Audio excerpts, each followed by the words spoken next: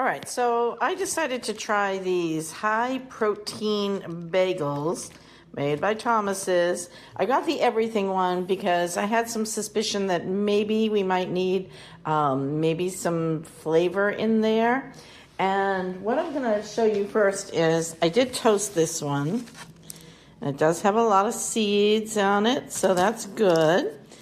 The first thing I noticed about this, even before I toasted, so I didn't toast the other half, it's got a weird kind of color to it. Looks more wheatish. Now, they claim that these have 21 grams of protein. So we're all trying to get more protein in our diet, and I guess if we're going to eat carbs, we might as well try and get some more protein in. Now, it says that if you eat one bagel, it is 300 calories. It says that it is 45 grams of carbs with 4 grams of dietary fiber. And its added sugar is 3 grams, so total sugar 4 grams. Not excited about the nutritional facts on this yet. Now I'm only going to eat half, and I'm going to put cream cheese on mine, and I'll let you know what I think. All right, so here goes nothing. Let's give it a taste and see what it tastes like.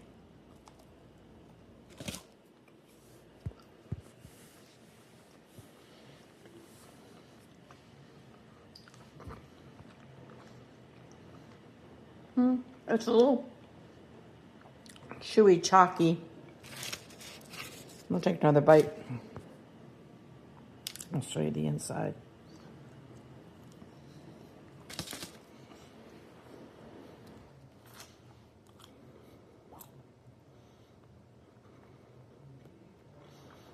It's a little chewy, chalky. So I think what I would do is I would toast this better. Definitely needs to be toasted to make it have a better texture. I don't mind the flavor. I don't taste the protein in it. It is a little bland, so maybe peanut butter or a more exciting topping might be nice on this. Maybe some salmon, capers, slice of cheese, something like that that would make it a little bit better.